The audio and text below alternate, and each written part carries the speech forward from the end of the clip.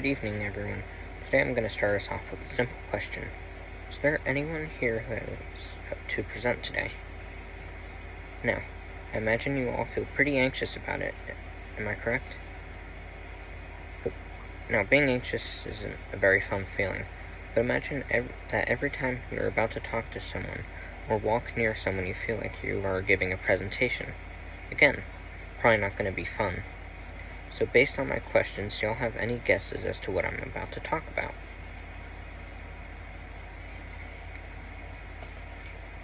Well, I'm here to talk about social anxiety disorder, otherwise known as social phobia or social anxiety. The reason I chose to talk about social anxiety is that as of recently, social anxiety rates have raised an impressive amount due to people becoming more isolated. But also due to COVID, the mass isolation and quarantining make it nearly impossible for people to meet. Due to the fact that social anxiety cases have recently been rising fast, I believe that it is important for others to be aware of how someone with social anxiety disorder may think and how to tell if someone has social anxiety. And how to tell, Another reason that I chose this as my topic was because in 2018 to 2019, whilst I was in 6th grade, I was diagnosed with social anxiety disorder. The way I figured it out was because I was having complications with my ability to present myself in public, and eventually, after a series of panic attacks, the school counselor had recommended I visit a place called Austin Oaks Hospital. So that evening, my mother had taken me to the quote-unquote hospital, and after a series of questions, I was going to leave, but they had stopped me due to a failed suicide attempt in 5th grade. And they didn't want to risk another attempt, so I was forced to stay there. After 6 days, I was released, and only then had it been revealed to me that I was diagnosed with both social anxiety and depression. Now I feel a lot better. The only thing troubling me would be the social anxiety, but even then I've gotten better at controlling it. So what is social anxiety disorder? Social anxiety disorder is defined by Mayo Clinic is when everyday interactions cause significant anxiety, self-consciousness, and embarrassment because you fear being scrutinized or judged negatively by others. Usually, social anxiety disorder becomes more obvious during teenage years, but can still be easily mistaken for shyness. Although, as opposed to shyness, social anxiety can lead to self-isolation and could lead to impairment of socialization.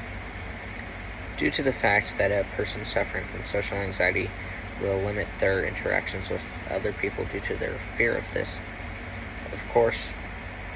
due to their fear, this of course results in the person further isolating themselves. After this cycle of continuous isolation, they are likely to soon develop feelings of depression due to them believing that their fears are real and leading to more isolation. This unfortunate cycle can lead to the destruction of any jobs/relationships that this person may have.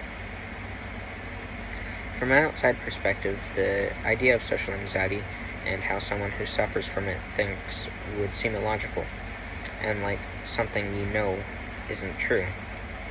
And being completely honest, someone with social anxiety disorder knows most of the time when what they are thinking may be illogical and completely unrealistic, but even with the realization that what you're thinking is illogical, you still feel as if what you're thinking is true, and eventually, due to the feeling of that what you're thinking is true, you soon believe that it is true. For example, for me, if I ever make a mistake, whether it be big or small, the thoughts rushing through my mind are that everyone noticed and now they hate me. While those thoughts may be rushing through my mind, I know for a fact that my thought process isn't realistic and not true. But my mind can't help but go to the worst places the worst possible places, like them hating me, and as a result I feel terrible and start to believe my fear-filled delusions. But why is it that I think like that when interacting with people or having the slightest negative feedback? Well, usually social anxiety will stem from a person's childhood experiences and genetics. Children are very impressionable, and whenever there are constant expectations on a child, they often become more aware of how they will behave in public, making them warier of what they do and how people think of what they did. Since the child had been conditioned into a certain behavioral pattern, as a result, there will be a limitation on the amount of negative feedback received by the child, making them feel an oppressive amount of guilt if they receive the slightest bit of negative feedback. Due to the fact that this idea of how the child is expected to behave in public has become embedded into the child's mind, the child only knows that negative feedback is the only reaction if the child does not conform to the ideologies pushed upon them. And so when the child grows older and starts having to make more decisions for themselves, especially during the approachment of teenage years, they will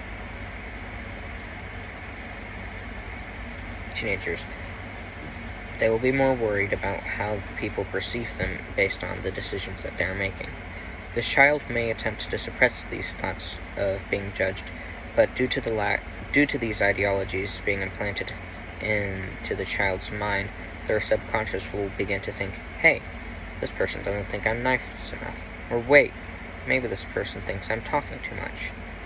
When someone with social anxiety disorder makes a decision, 9 times out of 10, they will limit their decisions to what they believe their peers will be choosing, and what will make them have a greater chance of social acceptance. This decision isn't only based on the present, but also based on the future. The reasoning behind this is due to the person wanting the best possible outcomes of everything they do, and in order to make sure that no one will think of them negatively. As a result of this constant worrying, the person who is suffering may isolate themselves from their friends and isn't aware that they are unable to talk to their friends due to their isolation, but rather believe their delusions that were true, and due to this belief they may begin to behave in such a way that their relationship with people who in actuality care a lot about them gets strained to the point where they lose someone who once immensely cared for them. This, as a result, can cause them to become more anxious about how they behave in public and around the people they care about, which then can result in a cycle of stressed relationships and further submersion in anxiety and stress. Often due to this fact, people who suffer from social anxiety disorder may also suffer from depression because of their continuous cycle of isolation and fear. The reason I chose to talk about social anxiety today was that social anxiety is something that has been rising fast in recent years. Oftentimes, this mental illness is a determining factor for how someone who suffers with social anxiety is forced to live their life.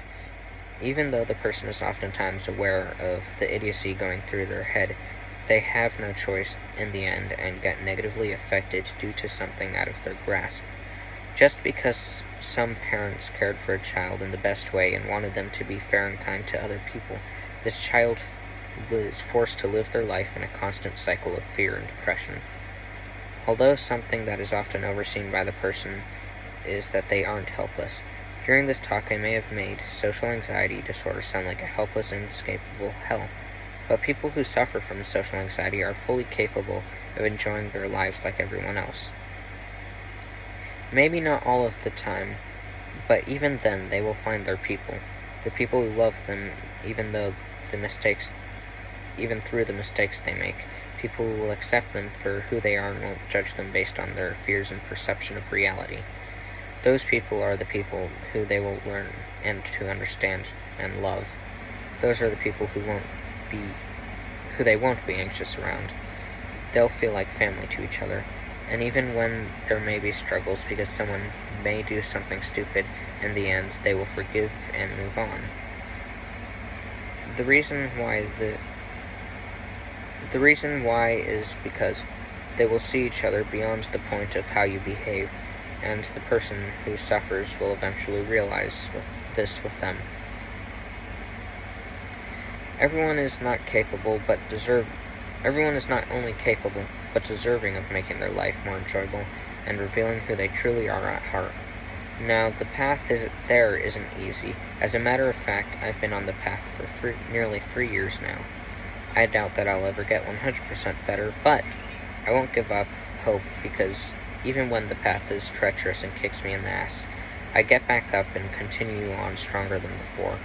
The number of times I've nearly given up is too many to count, but I chose to get back up and keep down the path. And why is that? Because I know that I am worth more than someone who sits on their ass all day and does nothing. And I know there are people who care about me, people who think greatly about me, people who love me. And why is it those people love me? It's because even when I begin to get anxious around them, I remember who I am and I get on with it. This brings me to my next point. People having social anxiety does not mean that you have to pretend to be the perfect person. No one is perfect. Everyone has made a mistake. Everyone has done something they regret. It's who you become from those mistakes that you've made that determines who you are and whether people like you. If you suffer from social anxiety disorder and let it continually affect your life, that's fine and that's your choice. But if you've made the choice to make a difference before and have made that choice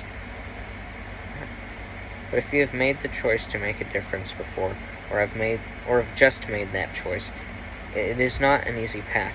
Oftentimes you're going to feel like giving up, but you must push past that. Remember what is important to you. Remember who you are and why you are doing this. Have someone who care about you there. Make sure that you can do something, or have someone that will remind you of who you are and that life isn't dependent on the opinion of those around you. You determine who you are and what you're going to do with your life. Whether it be the things you enjoy, or you form your life around this idea that you must be perfect at everything and suffer from it, it's your choice. In the end, you are the one who makes the final decision. With or without anxiety, people have been forced to think that what they do is dependent on what everyone else does, or what is happening on the outside. Joining a particular group with the most trendy things has become what everyone has expected, as opposed to being who you are and living your life in a way that makes you happy to be alive. You decide who you are, not the people who get paid to design fancy clothing and make people look and behave in a certain way. In the end, life needs to become your choice, not someone else's. Thank you.